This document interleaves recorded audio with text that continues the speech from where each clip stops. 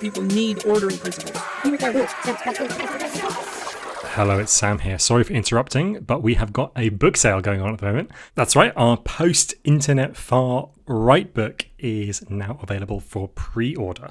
There's a link in the show notes. We need a certain number of pre-sales by the end of the month. That's the end of June 2021 in order to get the book published. So by the middle of this year, we must have £5,200. We're over a quarter of the way there already. So it's going really well. But if you want to pitch in, if you want to get some of our takes in more systematic form and also in more written down form, then you can go over to the crowdfunder page, which is in the show notes, and please buy a book. I've detained you from Andreas Malm and Lise Benoist long enough. Here it is. 12 rules.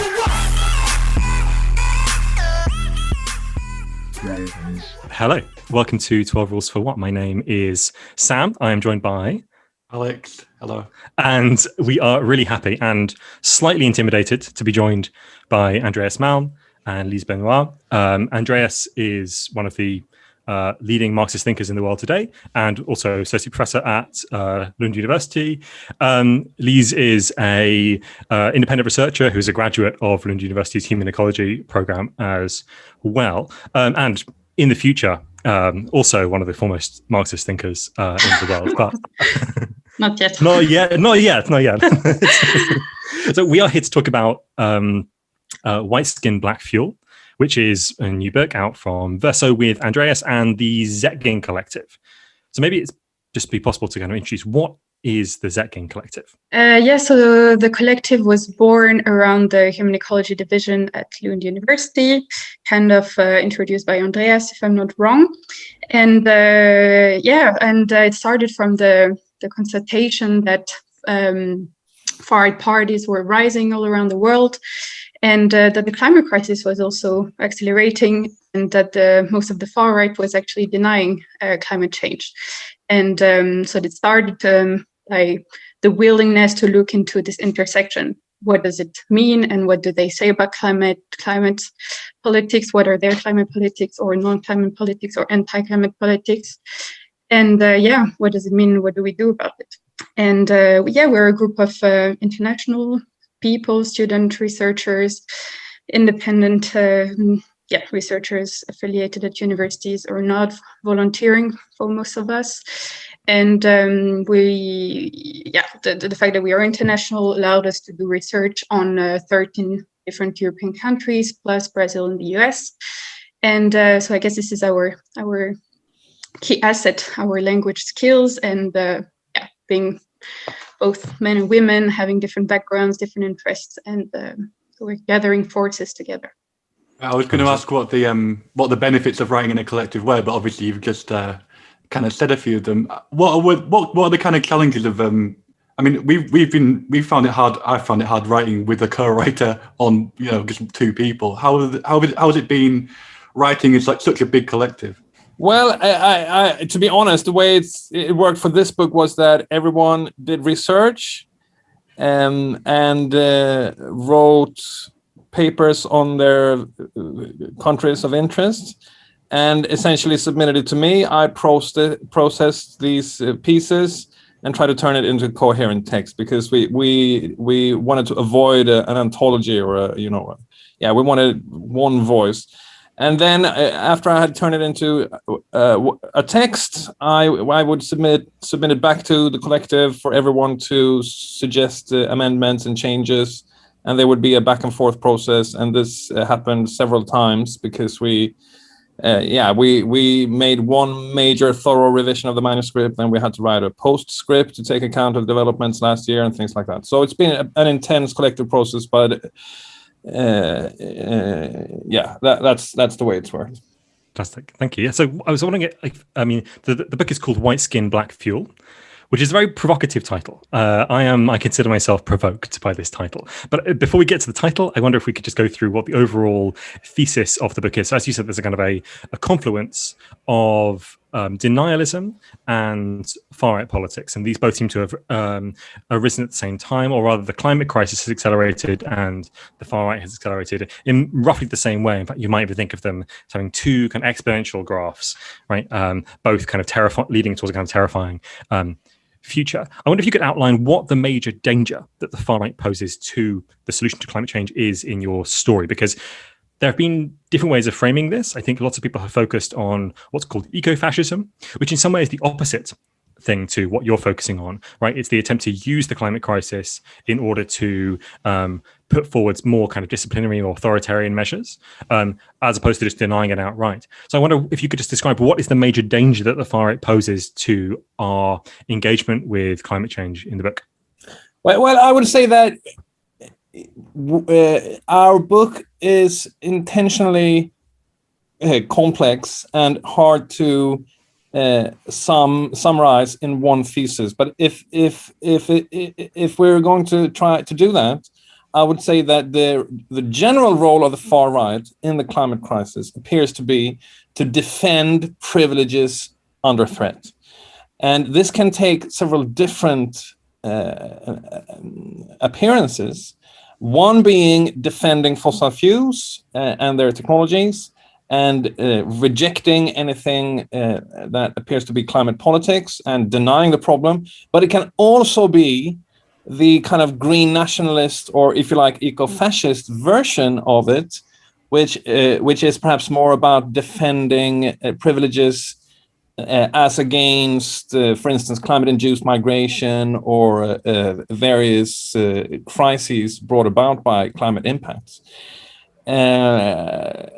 So yes, we focus on the danger of fossil fascism, to use the subtitle, and on the far right that celebrates fossil fuels and affirms the technologies powered by them and denies the climate crisis, because we see this as the predominant position on the far right, at least in the countries that we've looked at, so those certain European countries plus the US and Brazil.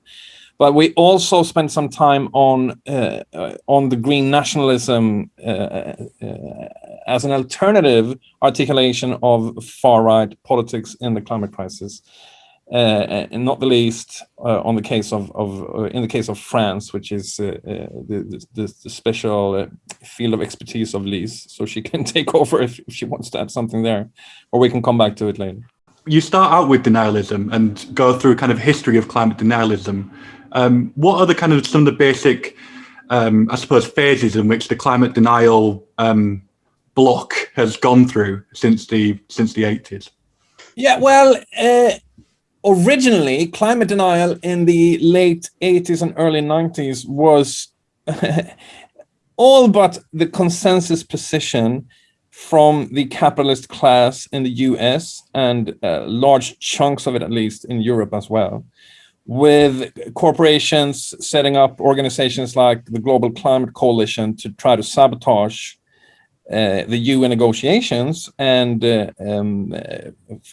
engaging in all-out miscommunication, disinformation, and attempts to break down the emerging scientific consensus.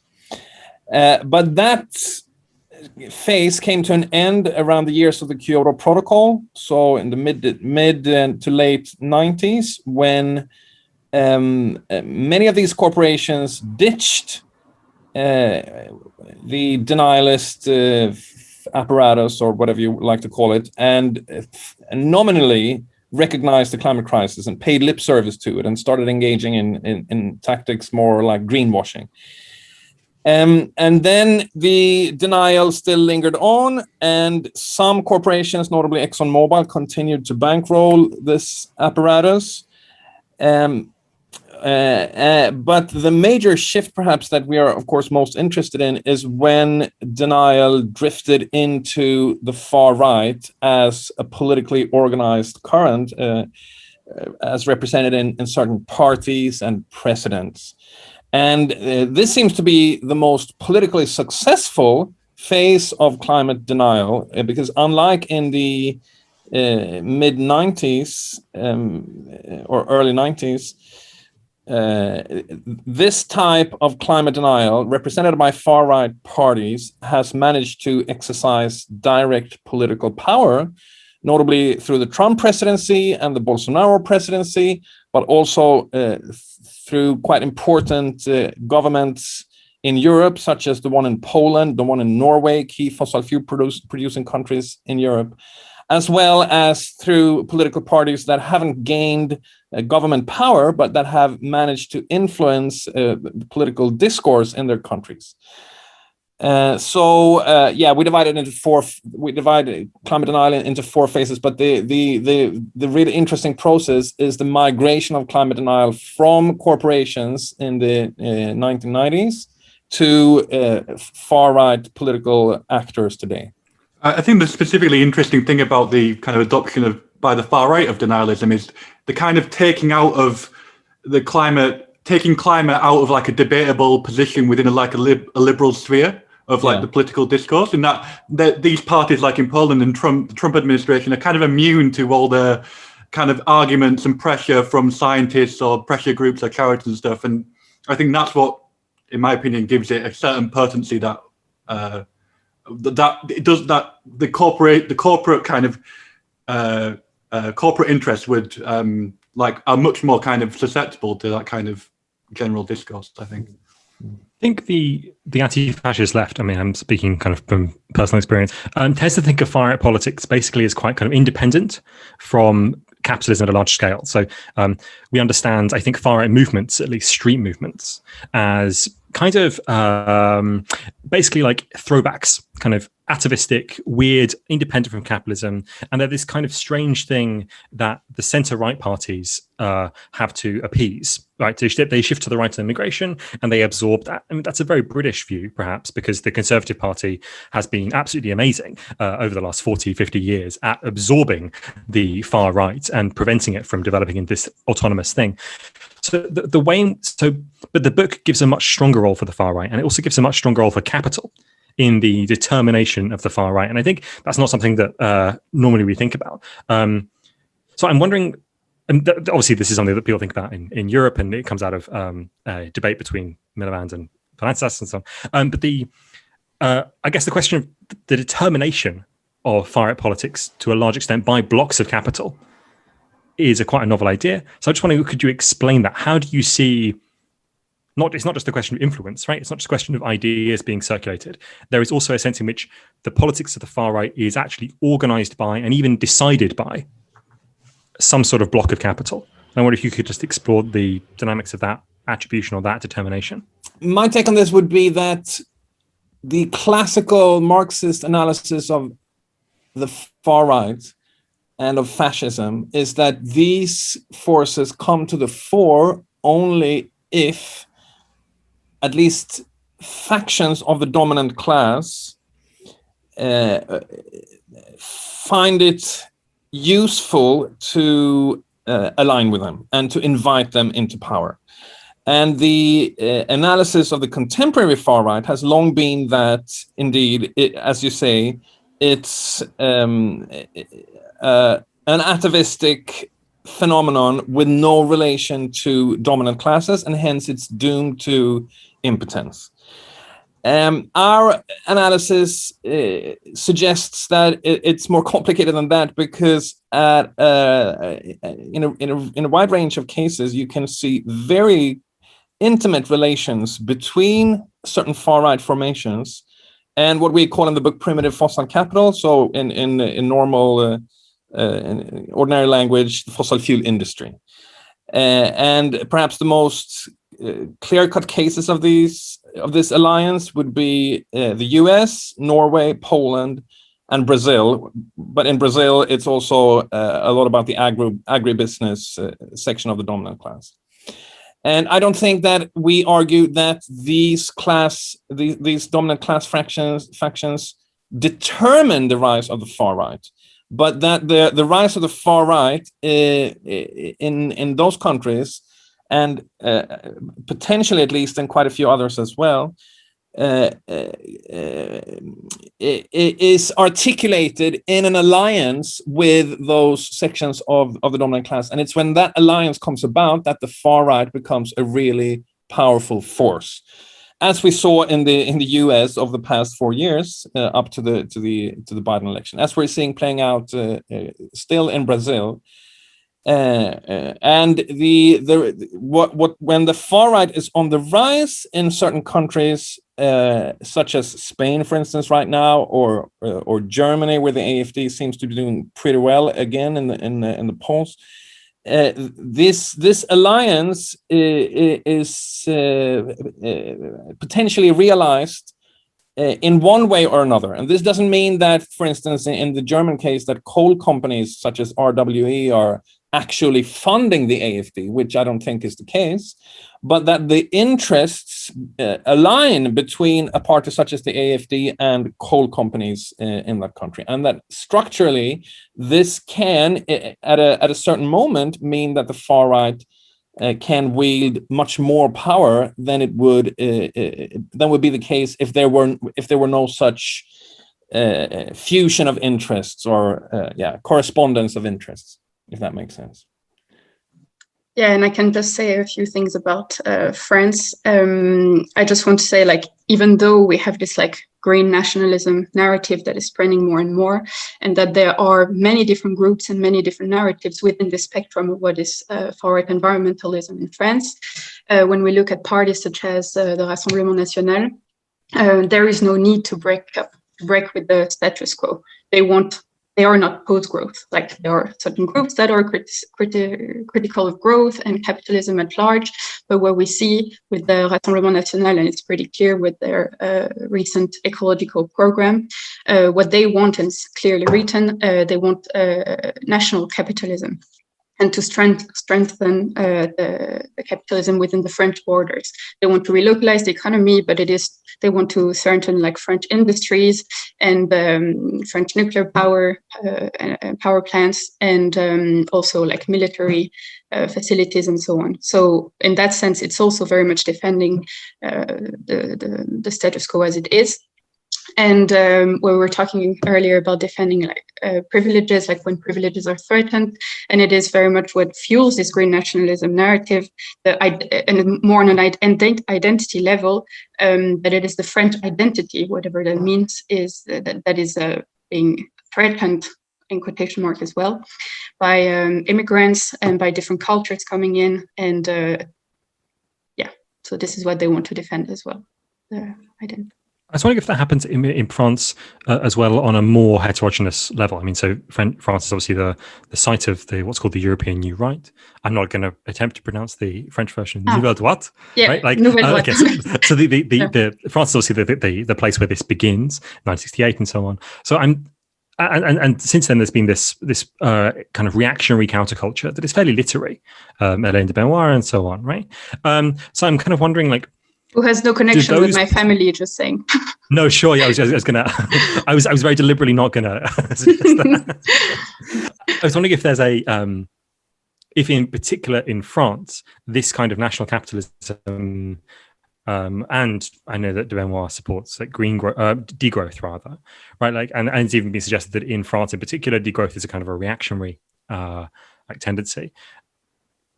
Do you think that the heterogeneity there of groups outside of the Rassemblement National, do you think that heterogeneity allows for there to be an articulation of nature and the French people's relations to nature that is more detached from the dominance, the determination, I shouldn't use that word, the dominance or the influence of the fossil fuel industry? Or do you think it's just that France has lots of nuclear power?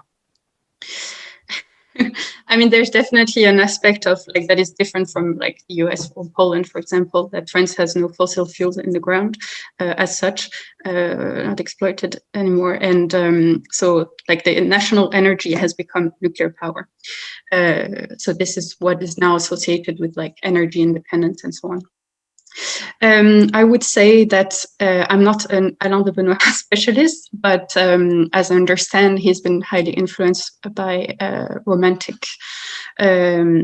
writers from Germany, where there is a much developed Nazi and far-right vision of what nature is and what ecology is. So he's been inspired by that, and I really see. Oh, I thought at the beginning that Alain de Benoist was one end of the spectrum with like this degrowth idea that he's supporting, even though within the Grèce and this like metapolitical sphere, there were many different opinions regarding that. And then Marine Le Pen was the much more electorable, if that's a word, supporting national capitalism and so on. But it turns out that those opinions are not incompatible. And I can take the example of the think tank that organized like a yearly colloquium, and it was last year. This think tank called Institut Iliad for like the preservation of the European civilization. Where actually Alain de Benoist was talking there, but also Hervé Juvin, who is like Mr. Ecology at the Rassemblement National, and they had a lot of things to agree on. And I don't know what else to say really on the French case, but there's definitely a very strong metapolitical sphere, and this was the small focus on my thesis. So I definitely think that this was quite a massive channel to spread different types of views and through different kinds of outlets, and to develop different groups, radio channels, YouTube channels, think tanks, as I said, magazines, and small local groups, and so on. And and I think there's also something to do with the history of France, which again, I'm not going to go into details because I'm not a specialist, but with like a lot of regional identities that now are re-emerging. And we can see that with the regional elections coming up in a couple of weeks, that this is now the new fight waged by Rassemblement Nationaliste at the regional level. So there are different French specificities, I'm sure. On France, just staying on France for a second, it seems that going from like the early 2000s Front National all the way through to Rassemblement National now, there was this very clear shift from denialism and mocking of the very idea of climate changing or climate crisis through that kind of new ecology movement and into like this green national phase. How did this, specifically in France, how did this change happen? Because it seems to go along with like a wider shift within that particular party, from Jean-Marie Le Pen and the kind of older guard through to his daughter. Yeah, exactly. I think this is one of the main things, this modernization of the party through putting the daughter at the front stage, and this de-diabolization strategy that they have undertaken since she arrived at the head of the party. And yeah, you're right, there was this new ecology organization that was affiliated with the Front National back then. And but honestly, this wasn't predominant on the ecological scene. And it kind of faded away, and there were also internal disagreements. And then we could see in 2017 for the presidential election, the topic coming back with this idea of patriotic ecology and economic protectionism and green protectionism and so on. But the real comeback, and I mean to say just the rise of ecological concern within the party was during the European elections in 2019 with the arrival of this Hervé Juvin. And actually, I have a small thing to say about him regarding national capitalism. He's now the front person for this localist narrative that they are trying to promote. At the same time, he has shares within multinational companies such as Total, Amazon, and Air Liquide, and all these big companies. And so that is just a funny story, and he is happy to defend himself regarding that, but it's interesting, I think. Anyway, so he arrived and became this writer and giving more intellectual substance to the ecological narrative of the Rassemblement National. And he also brought about this very identitarian ecology, and through this idea of localism and so on, which is about preserving identities connected to the territory, connected to the land. And so this is thanks to him that now this is being put to the foreground. And at the beginning of the year, him and another person, Andreas Malm, they created this localist movement, and with spreading this localist manifesto. And now they are like campaigning for the regional election, as I said, where they talk as much about ecology and anti-wind power stuff, but also against Islam, obviously. And the manifesto, I recommend to read it. It's quite interesting. Yeah, in favor of ecology, but they have a really strong anti-wind power position because, they say that it's not efficient, that it's a lot of money spent. But this is the main argument, is that it destroys this cultural landscape and the beauty of nature, and that it doesn't work, and that it's just an argument to take down nuclear power, which is our national energy. Yeah, I was wondering if maybe that's the missing link here between these states of denial and these states of what look like on the surface something like acceptance. So not full acceptance in the way that we would understand, we must decarbonize the economy, have to switch from fossil fuels away, and so on. These kind of idea of acceptance, but a certain acceptance that says there's something wrong in the relationship between humans and nature. And that gets framed as an ecological problem. But in the 1970s, the National Front, not the French one, but the British one, claimed that or complained to the Green Party, which is a kind of centre-left UK party, that they weren't campaigning enough on the, quote, endangerment of white Britons, which they were like, this is the main ecological issue. This is the main kind of form that like ecology should take. It should be about racial defense.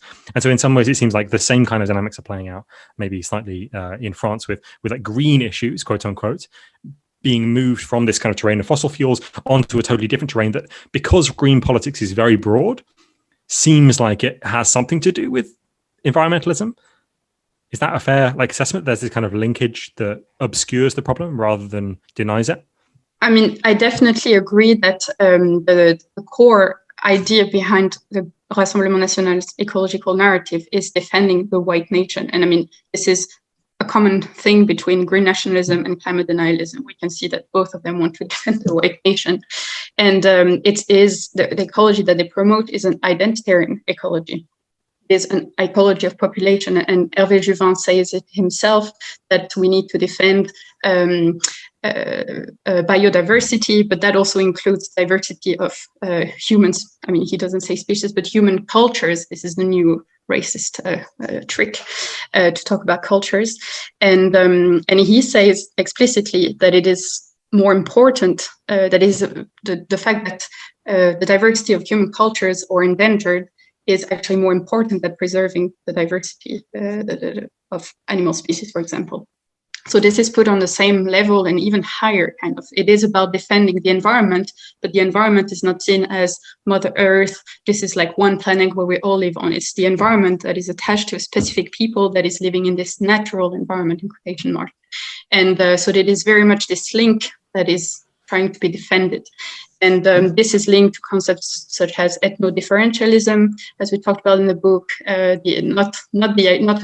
some sort of left-wing idea that we need to defend, that there are different cultures, different ways of seeing the world, and we should keep on preserving this, and that we shouldn't fall into some sort of uniformization or like this is worth being criticized.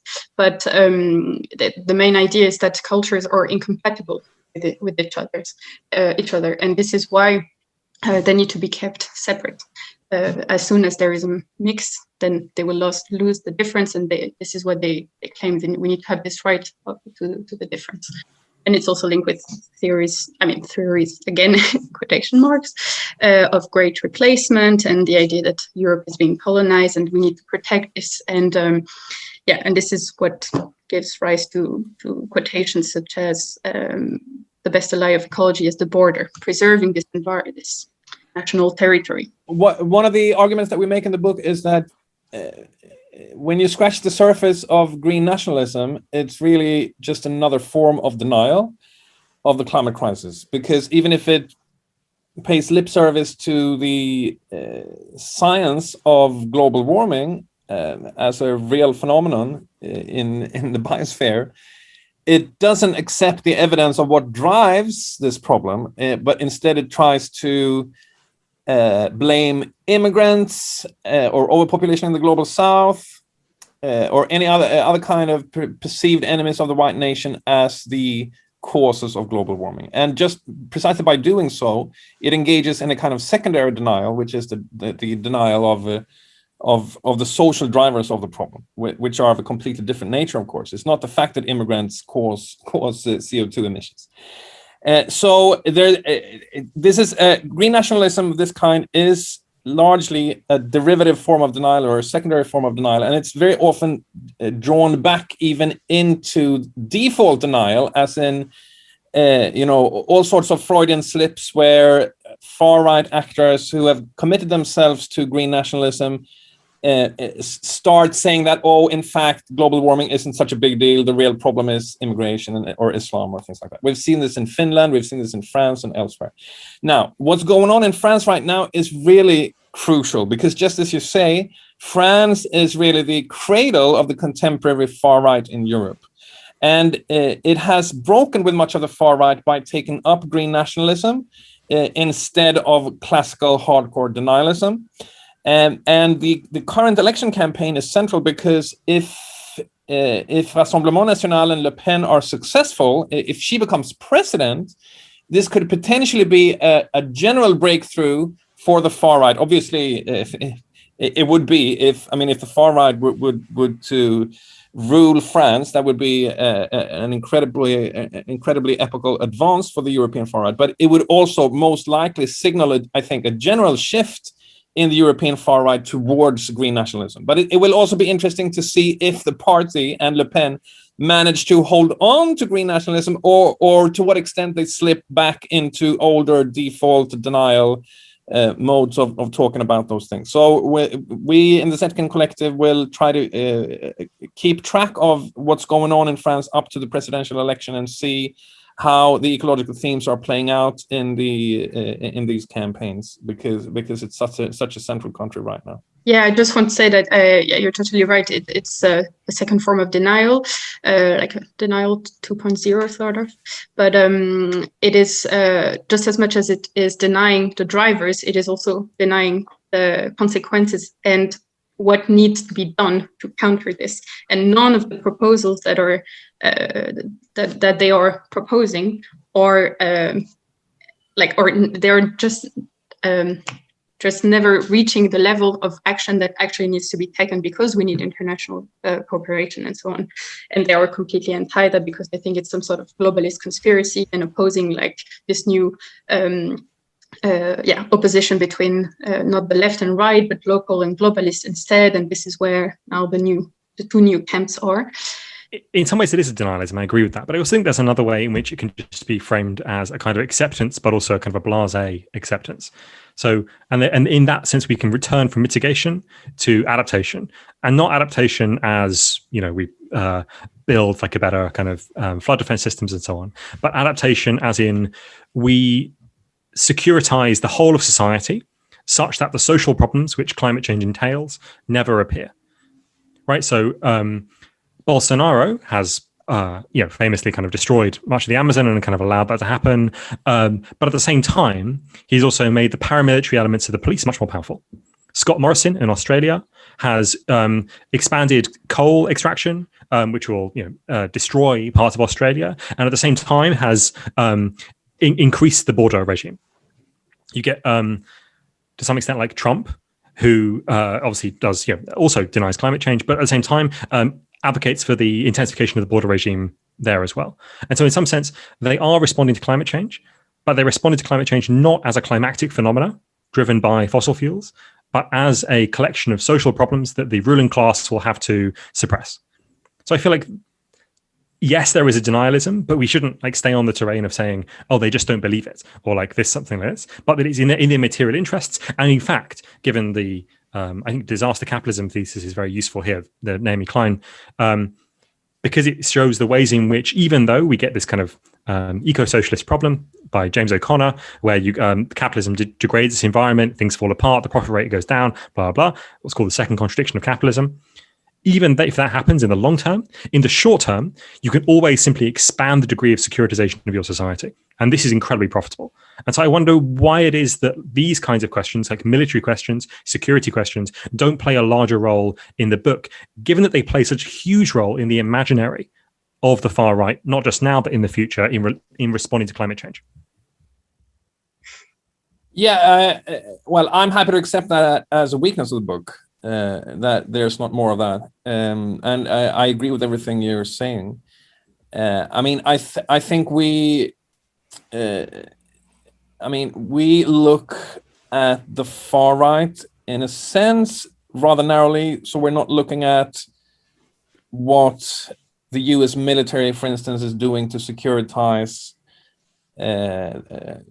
climate politics in general. We're not looking at Frontex and those EU military institutions and what they're doing, but we spend some time on the far right as the most aggressive defender of borders, including, for instance, the case of Matteo Salvini when he was the Interior Ministry in Italy.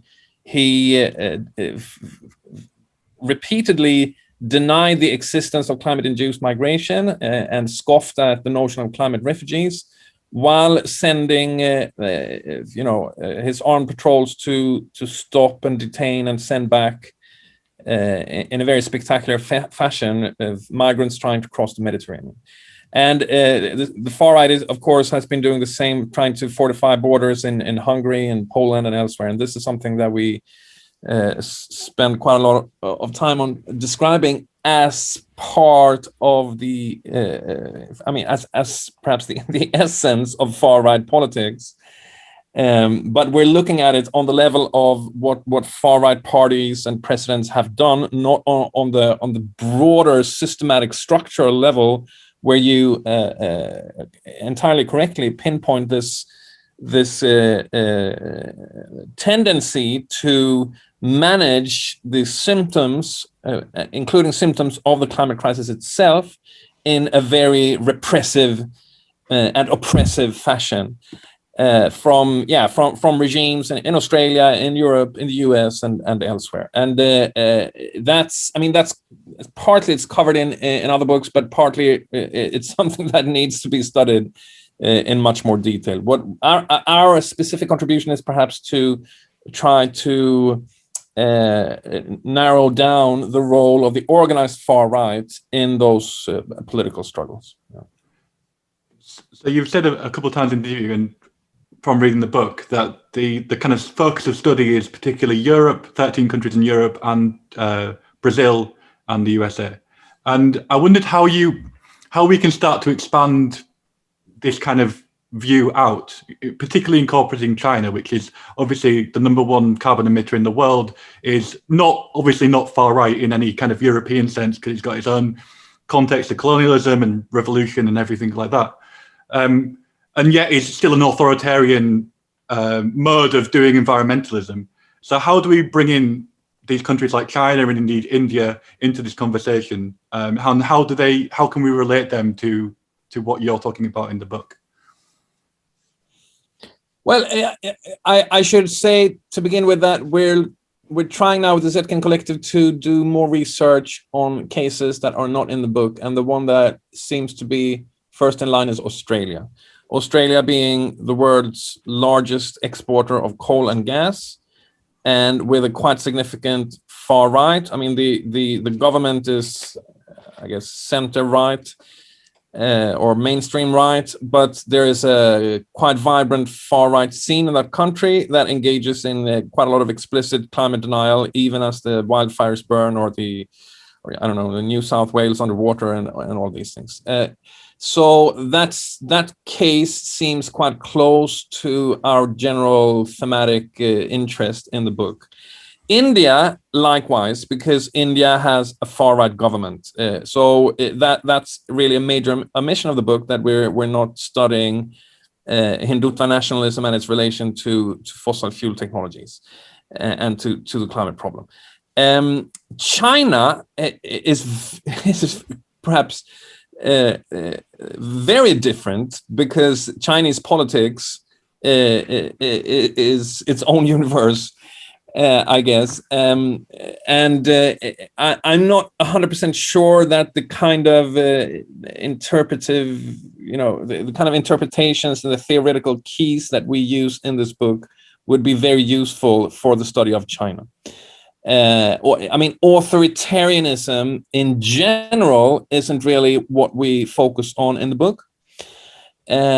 So I think that scholars or activist scholars who know about China would need to come up with analysis of these things and how they work in China. And I'm certainly not one of those people.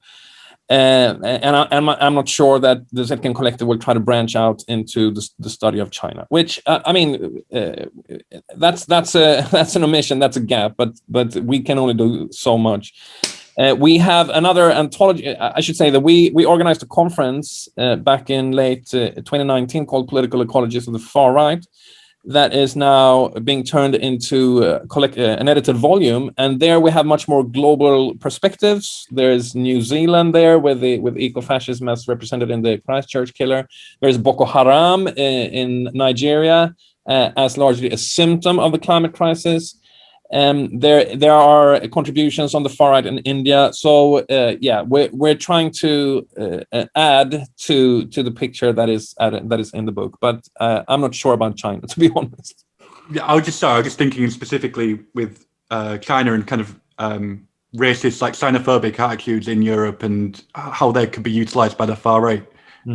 With the COVID-19 pandemic, we've seen this kind of rise of anti-Asian kind of violence and harassment, and but I think you make the point in the book that it doesn't really have the same purchase as like Islamophobia does within kind of European far right kind of thinking. No, but what's actually interesting to me, at least, is the intensity of state Islamophobia in China and the extraordinary oppression that the Uyghur people is subjected to. And in that sense, you can certainly see correspondence between Chinese Islamophobia, Indian Islamophobia, and Burmese Islamophobia, and what we have in Europe. So this is perhaps not a response to your question or your comment. But it would be interesting to see how the politics of coal play out in relation to the Uyghurs in inner China, Inner Mongolia, and Xinjiang, where actually a lot of the coal extraction is happening. So maybe some of these lenses are useful for studying China as well. I don't know. I think one of the kind of maybe a country that's a bit closer might be Israel, right, which is engaged in quite a thoroughgoing greenwashing of the occupation of Palestine. Right, there is a lot of discussion about the way in which like Israel's kind of making the desert bloom. Right, this is part of kind of the national myth. And before it was just this kind of desert where Palestinians were just kind of they didn't exist apparently, but they're making this kind of desert bloom. And so I wonder where you think Israel fits within this. It seemed actually much closer in some ways to the French case. Well, yeah, that's a wonderful question, and Palestine is very close to my heart. So I think you're right, and there is. Well, I'd be extremely interested in knowing about the far right in Israel, and if it has a position on climate, if it has a position on the current ecological crisis, apart from engaging in this old settler colonial ideology of making the desert bloom. So, has far-right Zionism updated its green credentials in any sense to current conditions, or is it still stuck in the sort of 1948 mode of we're taking the wilderness and making it bloom? I don't know. I haven't followed these things, but it's certainly worth looking into.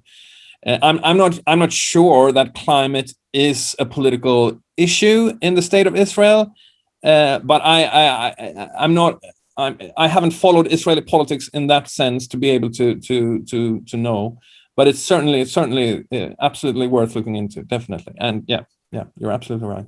I have one final question, which is about neoconservatism, which seems, I guess, like quite a long way away from the contemporary far right, I think. Although definitely when the George W. Bush presidency was around, people regarded it as a far right movement. I mean, neoconservatism was regarded as part of the far right. And there's been a kind of Trump-induced amnesia about the Bush presidency, I think, more generally, and about how unbelievably destructive it was, not just to the rights of Americans, but globally, how many wars it fought, how many people it murdered, basically, right? You know, it's astonishing that we've kind of fixated on, like, or at least American liberals have fixated on this, like, particularly annoying man at the expense of George Bush, who was equally denialist. I mean, so there's this astonishing point, and this goes back to the kind of point I was making about securitization earlier. There's this astonishing point in the immediate aftermath of Katrina, Hurricane Katrina, just like plausibly climate change induced, but like obviously it's a massive storm in general, and obviously to do with the governance of racialized people in New Orleans and so on. And he goes on TV and he says, you shouldn't think about this as if it was a natural disaster. Think about if it had been a nuclear attack.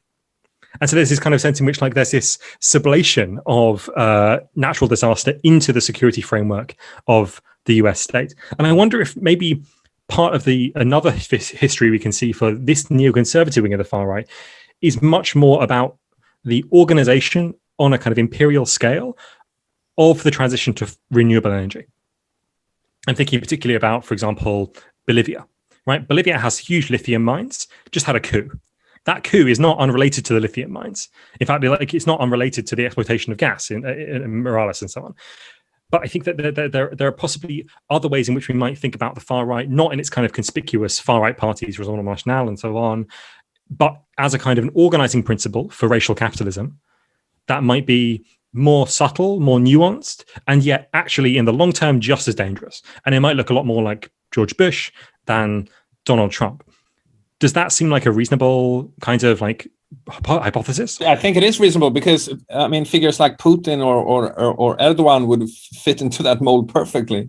They are the neoconservatives of their countries, and I mean, Russia really is a case also of, you know, all out boosting fossil fuel production and engaging in climate denial, and climate denial being quite extensive, as I understand, quite prevalent in Russia. So yeah, I think you're absolutely, you're spot on, and that case could be made that a kind of neoconservative far right that doesn't necessarily go as far as the Bolsonaro Trump insanity is the face of contemporary late capitalism in its business as usual form. I mean, this is also, in a sense, the trend of European politics, where you see this convergence, this confluence between the far right and conservatives happening in country after country after country, including Sweden, where I live, where we most likely after the next election will be ruled by an alliance between the Christian Democrats, the classical bourgeois right-wing conservative party, and the post-neo-Nazis in the Sweden Democrats, which are they are the third largest party in the country, sometimes the second in the polls. So yeah, this seems to be something like a global trend. Yeah. It's also the most plausible scenario in Britain, I think, where, like, as I said before, we the Conservatives are very good at absorbing the far right, and therefore, like, this kind of dominance, this kind of governance of the disaster of capitalism, of climate change. Sorry, I mean, capitalism is also another kind of disaster, but the disaster of climate change, right? Like, this kind of governance might be like more compelling. Sorry, Lise. Yeah, I just want to add quickly. I mean, on what's happening in France. But I just want to say that indeed, sometimes I even ask myself, I mean, I'm not seriously asking this to myself, but I'm also just as scared of Macron's liberal policies and climate inaction linked with rising Islamophobia from the state, rising securitization and control, and like more power given to the police, and power narratives being spread out into the police, and having editorials or tribunes in magazines and newspaper from far right militaries, and calling for like some sort of coup, and saying that we are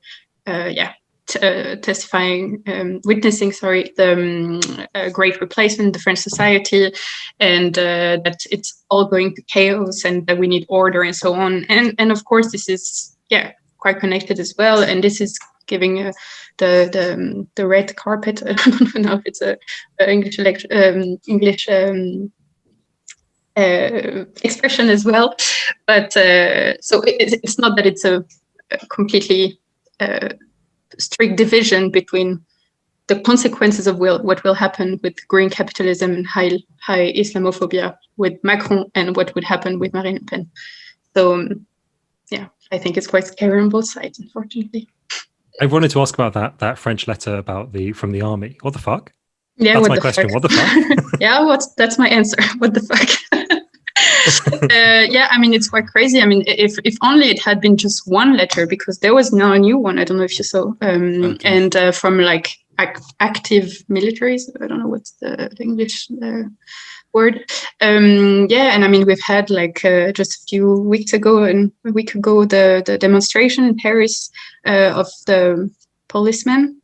Officially, it was some sort of like reunion to not celebrate, but to after the death of the police men and women to do some sort of gathering for their death. But it happened to be, of course, a gathering for to put the police against the justice and to say that the police needs more forces and more power and need to have to overlook what's happening in the justice side. And if only it had been only policemen there, but no, there was also potential presidential candidates from the left, from the Greens, and so it's quite scary. The support to the police and with the Minister of the Interior also there.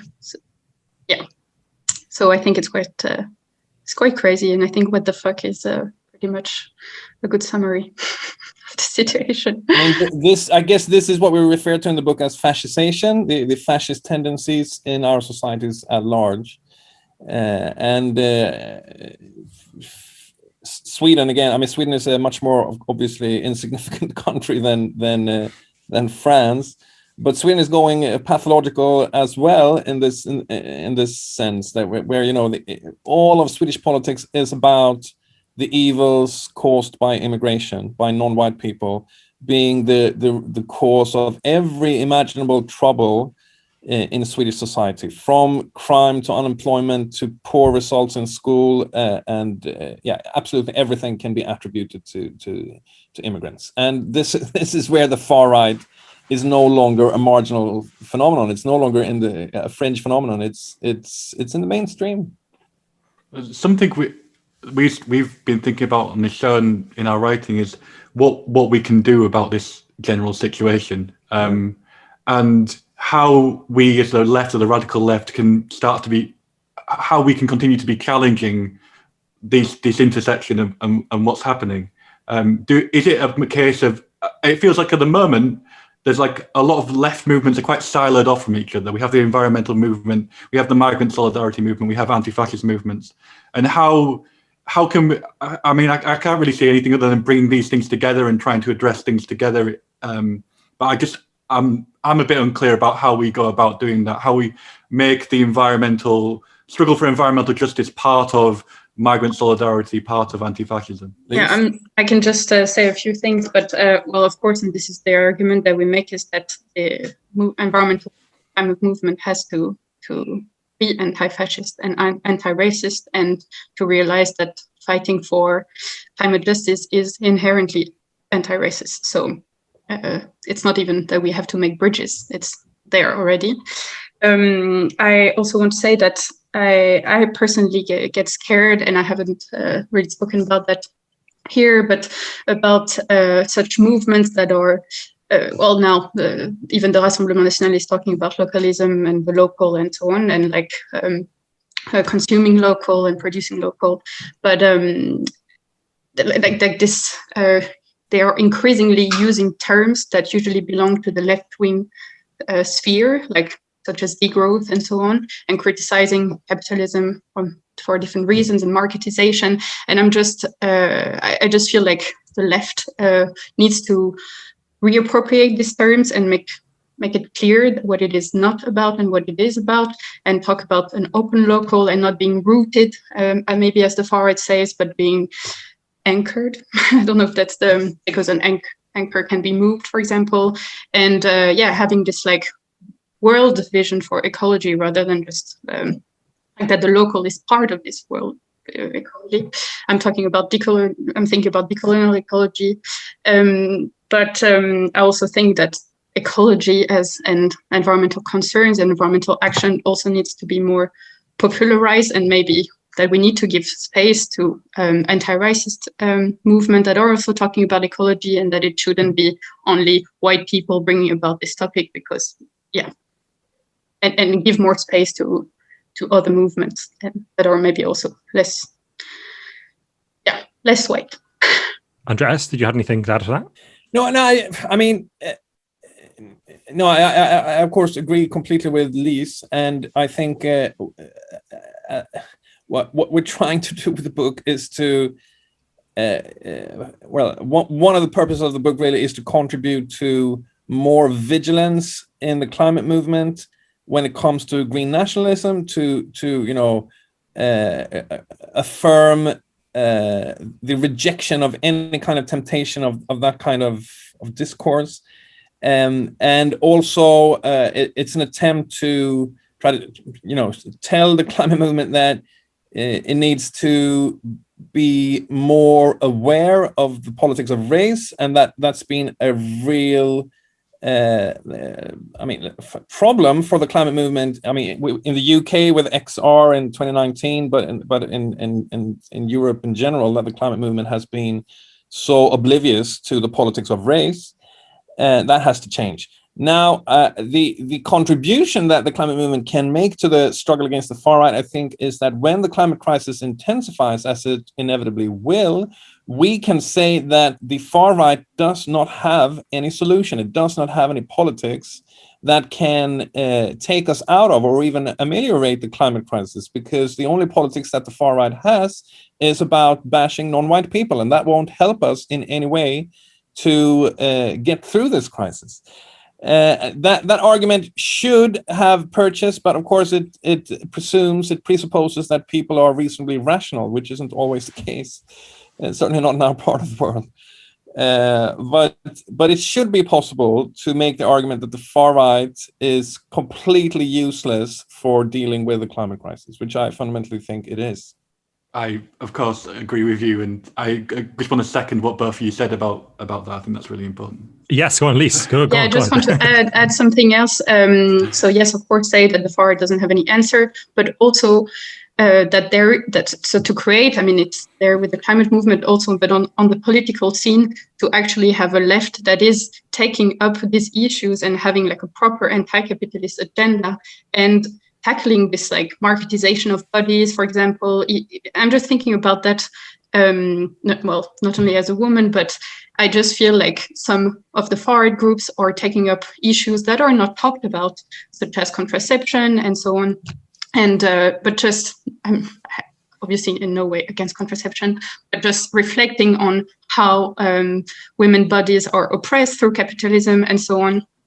And I think it's important not to leave these debates to the far right as well, and to not say completely disregard them, but also offer an alternative to this sometimes necessary questioning of what's going on. So I think that relates very directly to the climate crisis as well, right? Because one of the major parts of the far right understanding of climate is its cause overpopulation, which we didn't get to as a discussion, but I think it's absolutely central. Fantastic. Thank you so much to Lise Benoist and Andreas Malm. This has been 12 Rules for What? Go and get White Skin Black Fuel out now from Verso. And I'll see you very soon. Thank you so much. Thank you, comrades, for amazing work. 12 Rules. Ravens.